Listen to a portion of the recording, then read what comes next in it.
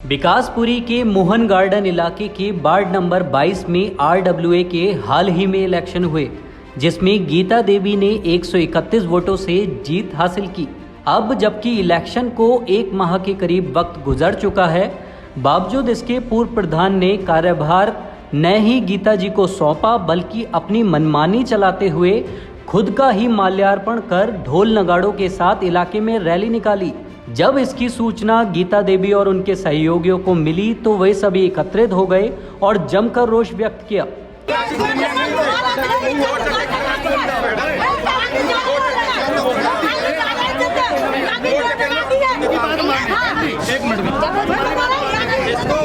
साथ ही जल्द से जल्द ही कार्यभार को गीता जी को सौंपने की मांग की। जब जनता वॉइस ने गीता देवी से बात की तो देखिए उन्होंने क्या कहा। हमारे यहाँ कॉलोनी में तिलकन क्लब 22 नंबर वार्ड विधानसभा, यहाँ हमारे चुनाव हुए थे 13 तारीख को। 13 को चुनाव हुए थे, उसमें हम जीते 131 वोटों से जीते। इसके बाद क्या हुआ, हमने हमारे कोई कागज जो कॉलोनी का है रजिस्ट्रेशन हुआ, उसका कागज सर्टिफिकेट नहीं मिल रहा था। मैंने 5 साल पहले प्रधान रहे, हमें कोई कागज नहीं दिए गए। इसके बाद हमने कागज देने के पहले हमने कहा मुझे काम करवाना, हमें भाई जब तक रजिस्ट्रेशन का सर्टिफिकेट नहीं मिलेगा, बिल कॉपी नहीं मिलेगी, हम कहाँ से रजिस्ट्रेशन करवाएंगे, हमें पुरानी लिस्ट चाहिए, इसके बाद रजिस्ट्रेशन होता है। इसके बाद हमने काम चालू कर रखा अपने कल्याण समिति से। हमारी 3-4 गलियों के सीवर भरे थे, हम उसको गए लेटर देने।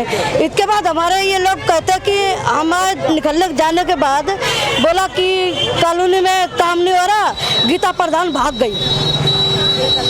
बोला गीता प्रधान भाग गई। मैं वहाँ से ड्यूटी से छुट्टी ली, हमारे पैर में चोट लगी, वहाँ से आने नहीं दिया जा रहा था कि आप क्या करोगे जाके, प्रधान तो बनेगा, काम हो रहा है आपका और क्या करोगे जाके। तो मैंने कहा यहाँ सुन रहा कि माला डाल के घूम रहे प्रधान दूसरे बने। मैडम ये है कि पेपर आज तक इनको दिए नहीं गए और 50 बार इन लोगों से मांगे गए कि हमें हमारी कॉलोनी की पेपर दो। ये कितने साल से यहाँ की प्रधान? ये 5 साल से हमारे यहाँ के तिलक एन्क्लेव की गीता देवी प्रधान रह चुकी हैं और दोबारा से चुनाव किए गए थे, जिसमें दोबारा से ही ये ही जीती हैं और बहुत अच्छी संख्या से वोटों की जीती हैं। तो हर बार ये जीत रही हैं, तो अब तक इनको पेपर क्यों नहीं? क्योंकि कुछ लोग नहीं चाहते कि इनके साथ ये ना रहे, बार परेशान कर रहे हैं और इनको बार-बार औरत जाते हैं। और एक और मेन मुद्दा ये उठाते हैं कि ये अनपढ़ है। ये मुद्दा तो कहीं नहीं उठता कि औरत जात है तो औरत जात को हमेशा दबाया जाएगा। अगर उनमें काबिलियत है तो ही वो आगे आई हैं।